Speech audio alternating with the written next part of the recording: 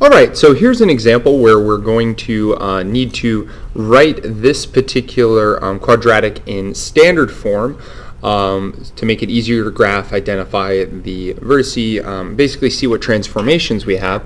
The way we're going to do that, and the way in general you're going to want to do that, is by completing the square. So basically the form we're trying to get in is f of x is equal to x minus h squared plus k, where hk is the vertex. Now, you don't really need to focus on this. What you just need to focus on is, like I said, completing the square in this particular case. Now, what makes it more challenging is that we can't simply set this equal to 0, so we're going to have to do everything on the right side here. Right, so the way we're going to initially go about it is to realize that the negative 41, while important, isn't important in completing the square, and in fact it makes it a bit confusing. So what I'm going to do is I'm going to go ahead and section off this piece of the equation, okay, and then just kind of keep the negative 41 out there. I'm going to do something with it later, but as of right now it's not terribly useful. Now, in standard form you can see that there's no coefficient, oh, and I messed up, there's supposed to be an a in front of there, no coefficient in front of the x. So what we're going to do is we're actually going to factor out this negative 4 from both terms. Now this one's going to work out nice since 4 goes into 24 evenly. Sometimes it won't. You're simply focusing on this term though. So now we have f of x is equal to negative 4 times x squared plus 24. Now I'm going to put in, oh, and I messed up there as well. Since we're dividing 24x by negative 4, that would make this negative 6x. Okay. Again, negative 4 times times x squared gives us negative 4x squared. Negative 4 times negative 6x gets us back to where we were. We always want to be able to work backward. Okay, and I'm going to put a gap here because in the end we're going to end up adding a number in there so that we can actually complete the square. So we have negative 41, and then I'm going to actually put a subtraction sign out here because whatever we add inside here, we're going to need to subtract. Again, this is what makes it more challenging because in the past when you completed the square, you had an equation and you would just add it to both sides. You can't do that in this case for the reason I just described. So what I'm going to do here is I'm actually going to work one step ahead. I'm going to write the negative 4 here, and then I'm going to realize when I complete the square, really I'm looking to have two polynomials. These two polynomials I want to end up being exactly the same.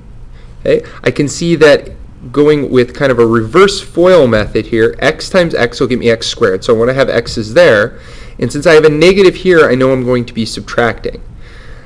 Okay? Now, what I'm basically looking for now is that when I do the outside and inside, okay, I'm going to multiply, and again, these numbers need to be the same since we're looking for a perfect square. I'm looking for two numbers, okay, where if you add them up, you get negative 6, and they need to be the same number. I can see that that's going to be negative 3 and negative 3. Okay? Negative 3x plus negative 3x would give me negative 6x. Now I do the last, and that'll give me my last term here. Okay? There is also the formula. As I've mentioned in class, I'm not huge on formulas, but you can also simply divide the middle term, b, by 2 and square it, and that'll get you the same result and give you this term. Now what we need to keep in mind here is that we're not really adding 9, because any time that we actually multiplied everything out, we would realize that we're adding negative 4 times 9, or we are adding negative 36 on the inside, so we're going to subtract negative 36 on the outside here. Okay? Now, if you go from here, we can see that we have a double negative. I can make that plus plus. So we have negative 41 plus 36, which is just negative 5. Now, moving right along, we can see that what we're going to end up with here, I can rewrite is negative 4. Well, this is just x minus 3 times x minus 3, so x minus 3 becomes my base, and I'm multiplying it times itself 2 times. And we get here, I'm going to bring down my f of x, which is always there, just didn't write it each and every time, and we write this here. So now you can see, as you can see, and I'm off on the side there a little bit, but as you can see, this is in standard form. And if we want to know our vertex, well, this tells us that our graph is going to shift 3 units to the right. Well, that would be at x equals 3, and 5 units down, that would be at y equals -5. So our vertex is equal to 3, -5. The -4 here tells us that we're going to have a vertical stretch, meaning that we're going to decrease at a faster rate, and the negative tells us that we have a reflection in the x-axis. So a lot of information.